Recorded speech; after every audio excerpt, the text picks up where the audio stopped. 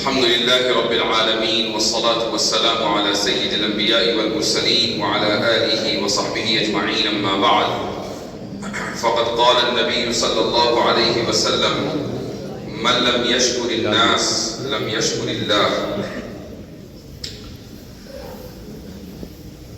اس مختصر سی گفتگو کے بعد انشاءاللہ آج کی اس اجلاس کے صدر محترم اور اس ادارے کے محترم حضرت مولانا سفیان قاسمی صاحب کا خطاب ہوگا، تو میں صرف چند باتیں حضرت والد صاحب کے دوستوں، ان کے احباب، ان کے رشتہ دار اور آپ تمام طلبہ کی موجودگی میں کہنا چاہوں گا.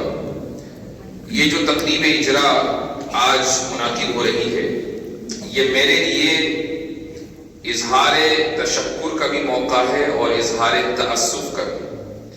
تشکر تو اس لیے ہے کہ والد صاحب کی آخری کتاب سیرت کے موضوع پر آج بالآخر منظر عام پر آ گئی ہے، اور تأسف اس لیے ہے کہ ظاہر ہے کہ یہ کتاب ان کی عدم موجودگی میں آئی ہے. یہ حقیقت ہے اور میں نے اس کا ذکر پیش لفظ میں بھی کیا ہے کہ والد صاحب کو جو بر صغیر میں ریکگنیشن یا اعتراف ملا ہے لوگوں کی طرف سے، علماء کے حلقے کی طرف سے، وہ سیرت رسول پر کام کر کے ملا ہے. 1974 میں انہوں نے نقوش کے سیرت نمبر کے لیے ایک مقالہ لکھا تھا. اس وقت وہ دارالعلوم دیوبند کے طالب علم تھے. سیرت کا یہ نقوش کا سیرت نمبر یہ کئی جلدوں میں ہے، غالباً 12-15 جلدوں میں یہ نمبر آتا ہے، اور سیرت کے اوپر عظیم شان انسائکلوپیڈیا ہے. لیکن ذرا تصور کیجئے کہ ایک طالب علم کہ جو ابھی دارالعلوم دیوبند سے اس نے اپنی تعلیم مکمل نہیں کی، اس کا مضمون دارالعلوم دیوبند کے محتمم حضرت مولانا قاری طیب صاحب رحمۃ اللہ علیہ کے مضمون کے بعد پہلی جلد میں شائع ہو، اور اس جلد کا پہلا مضمون مفکر اسلام حضرت مولانا سید ابو الحسن علی ندوی رحمۃ اللہ علیہ کا ہو. تو گویا کہ اس انسائکلوپیڈیا کا تیسرا مضمون والد گرامی قدر حضرت مولانا ندیم الواجدی رحمہ اللہ کا تھا، اور یہ ان کا مضمون دور طالب علمی کا تھا. اور یہ بھی عجیب اتفاق ہے کہ وہ پورا کا پورا مضمون سیرت الرسول نامی کتاب کے مقدمے کا ایک حصہ ہے. تو گویا کہ ان کی جو بر صغیر یا عالمی پیمانے پر جو تحریری کام ہے اس کا آغاز بھی سیرت کی خدمت سے ہوا ہے، اور پھر ان کی زندگی کا جو اختتام ہوا، جس کام سے ان کا اختتام ہوا، وہ کام بھی سیرت کے اوپر ہے اور 3 جلدوں میں الحمدللہ آ چکا ہے. 2014 کی بات ہے، ان کی ایک کتاب منظر عام پر آنے والی تھی، اور اسی وقت میری یہ کتاب بھی آئی، تاریخ تجدید دین. تو میں نے والد صاحب سے عرض کیا کہ جب تقریب اجرا ہو تو آپ کی کتاب بھی آ جائے، اور وہ اس لیے کہ ظاہر ہے کہ باپ کے لیے جو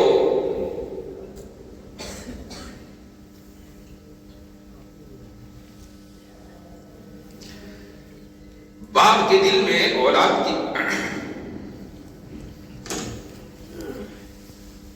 کے لیے جو جذبات ہوتے ہیں وہ صرف باپ سمجھ سکتا ہے. تو میں نے عرض کیا کہ آپ کی کتاب، میری کتاب بھی آ رہی ہے، آپ کی کتاب بھی آ رہی ہے. رسم اجرا والد صاحب میری کوئی بھی کتاب آتی تھی تو تقریب اجرا اسی عظیم شان انداز سے کرتے تھے. تو یہ ہوا کہ 2014 میں تاریخ تجدید دین آئی اور والد صاحب کی کتاب بھی تھی. تو میں نے ان سے درخواست کی، تو انہوں نے کہا نہیں، میری کتاب کی رسم اجرا کی قطعاً کوئی ضرورت نہیں ہے. میرے نانا حضرت مولانا قاری عبداللہ سلیم صاحب حفیظ اللہ کچھ دن پہلے یہ فرمانے لگے کہ وہ بھی اس موقع پر یہاں دیوبند میں موجود تھے، اور انہوں نے والد صاحب سے کہا کہ بھئی آپ کی کتاب بھی اس موقع پر آ جاتی. تو انہوں نے کہا کہ نہیں، میری کتاب اگر آ جاتی تو یاسر کی کتاب پیچھے رہ جاتی. یہ وہ جذبات ہیں جو ایک باپ کے اپنی اولاد کے لیے ہوتے ہیں، اور ہر باپ اس کو محسوس کرتا ہے. لیکن یہ وہ میدان تھا کہ کہ ایک ہی وقت میں باپ کی کتاب بھی آ رہی ہے اور بیٹے کی بھی کتاب آ رہی ہے، اور باپ نے اپنی کتاب کو پیچھے کر دیا اور مجھے اس کا علم نہیں تھا۔ تو اس لیے میں کہہ رہا ہوں کہ یہ موقع میرے لیے اظہار تأسف کا ہے۔ جب میری آخری گفتگو حضرت والد صاحب رحمہ اللہ سے ہوئی، وہ اسپتال کے بیڈ پر تھے اور اگلے دن ان کو سرجری کے لیے جانا تھا، میرے ذہن میں یہ بات تھی کسی گوشے میں کہ پتہ نہیں والد صاحب کی زندگی کتنی ہے۔ انہوں نے اس کتاب کا نام دانائے سبل فخر رسول رکھا تھا، ذرا کتاب کی پہلی جلد لے لیجیے گا، دانائے سبل فخر رسول رکھا تھا۔ تو میں نے عرض کیا حضرت والد صاحب سے، نام کی کتاب پہلے سے موجود ہے، میں نے کہا وہ دوسرے حلقے میں ہے، اگر آپ اس کتاب کا نام سیرت الرسول رکھ دیں تو مختصر بھی ہوگا، لوگوں کے لیے یاد رکھنا بھی آسان ہوگا۔ تو انہوں نے اس پر رضامندی کا اظہار کیا۔ لیکن جب میں نے اس کتاب کو دیکھا تو اس کتاب میں انتصاب کا صفحہ خالی تھا، اور میں چاہتا تھا کہ حضرت والد صاحب رحمۃ اللہ علیہ نے جو کتاب کا نام رکھا تھا وہ کہیں نہ کہیں آیا۔ تو اس کتاب کا انتصاب جو میں نے لکھا ہے اس کو سن لیجئے۔ دانائے سبل فخر رسل سرور کونین شافع محشر رحمت للعالمین محمد مصطفیٰ صلی اللہ علیہ وسلم کی ذات بابرکات کے نام، کہ جن کے اسوۂ حسنہ کی منظر کشی مؤلف کتاب کی زندگی کی آخری کاوش قرار پائی۔ والدہ نے جب حضرت والد صاحب رحمہ اللہ نے ایک کتاب لکھنے کا ارادہ کیا اور کچھ مضامین اخبار میں آنے لگے تو ایک خواب دیکھا، اور انہوں نے مجھے فون پر اس خواب کو کی اطلاع دی، بتایا۔ انہوں نے دیکھا کہ والد صاحب رحمہ اللہ لیٹے ہوئے ہیں اور دائیں کروٹ پر لیٹے ہوئے ہیں، رسول اکرم صلی اللہ علیہ وسلم اسی بیڈ پر لیٹے ہوئے ہیں لیکن سیدھے لیٹے ہوئے ہیں، اور آپ صلی اللہ علیہ وسلم کو وہ غور سے دیکھ رہے ہیں۔ اور وہاں کچھ انہوں نے دیکھا کہ پیچھے کچھ سفید پوش حضرات بھی ہیں جن کی شکل انہیں یاد نہیں رہی، لیکن ان کے ذہن میں تھا کہ شاید یہ حضرات شیخ ہیں۔ انہوں نے یہ خواب مجھے بتایا اور انہوں نے مجھ سے پوچھا کہ اس کی تعبیر کیا ہے۔ تو میرے ذہن میں جو تعبیر آئی تھی وہ میں نے نہیں دی۔ میں نے کہا خواب بہت اچھا ہے۔ پھر وہ خود ہی بولی کہ تمہارے ابی نے سیرت کے اوپر کتاب لکھنی شروع کی ہے، تو مجھے ایسا لگتا ہے کہ یہ لیٹ کر رسول اکرم صلی اللہ علیہ وسلم کی منظر کشی کر رہے ہیں۔ میرے ذہن میں جو بات تھی وہ یہ تھی کہ شاید یہ ان کی زندگی کا آخری کام ہے، اس لیے کہ قبر میں جب مردے کو لٹایا جاتا ہے تو دائیں کروٹ پہ لٹایا جاتا ہے، اور سوال اس سے رسول اکرم صلی اللہ علیہ وسلم کی ذات کے تعلق سے بھی ہوتا ہے۔ یہ خواب کی تعبیر میرے ذہن میں آئی ضرور، لیکن میں نے اس کا کبھی اظہار نہیں کیا، یہاں تک کہ جب حضرت والد صاحب کی وفات ہوئی تو خواب کی تعبیر کے اس حصے کو میں نے ذکر کیا۔ تو اللہ سبحانہ و تعالیٰ نے جب اس کتاب کا والد صاحب نے لکھنے کا آغاز کیا، اشارہ دے دیا تھا کہ انشاءاللہ یہ کتاب مقبول بھی ہوگی اور ان کے لیے رفع درجات کا باعث بھی ہوگی، ذریعہ بھی ہوگی باذن اللہ تعالیٰ۔ والد صاحب کی چند خصوصیات میں سے ایک خصوصیت بہت نمایاں رہی ہے جس کا تعلق طلبہ سے، اور وہ خصوصیت یہ رہی کہ طلبہ مستقل ان کے پاس آتے تھے اور مختلف میدانوں میں رہنمائی حاصل کرتے تھے۔ کوئی آتا تھا مضمون نگاری کے لیے، کوئی آتا تھا کہ میرے جملے چیک کر لیجیے، کوئی آتا تھا کہ میں دارالعلوم سے فارغ ہونے والا ہوں تو آگے چل کر کیا کروں، کوئی آتا تھا کہ بھائی میری سفارش فلاں مدرسے میں کر دیجیے کہ میرے بھائی کا داخلہ ہو جائے، کوئی آتا تھا کہ فلاں جگہ میری سفارش کر دیجیے کہ میں استاد لگ جاؤں۔ وہ کبھی ان معاملات میں انہوں نے اپنے آپ کو پیچھے نہیں رکھا، تو ہمیشہ دوسروں کے لیے نافع بنے۔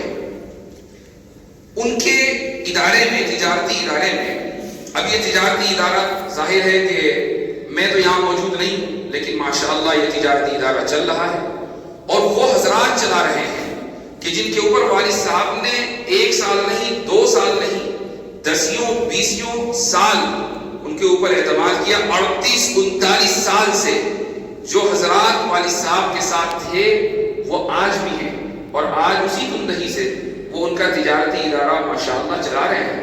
یہ اس بات کی دلیل ہے کہ جب کہ والد صاحب کا ان کے ساتھ جو تعلق تھا وہ یہ تعلق نہیں تھا کہ وہ مالک تھے اور دوسرے ملازم تھے، یہ برادرانہ تعلق تھا۔ وہ ہمیشہ اپنے ماتحتوں کے لیے بھی نافع رہے، طلباء کے لیے بھی نافع رہے، اپنے خاندان والوں کے لیے بھی نافع رہے، اہل شہر کے لیے نافع رہے، ہر شخص کے لیے جو ان کی زندگی، ان کے دل میں دوسروں کے لیے جو مقام و مرتبہ تھا، ہر شخص یہ محسوس کرتا تھا کہ غالباً مجھ سے ہی سب سے زیادہ خصوصی تعلق ہے۔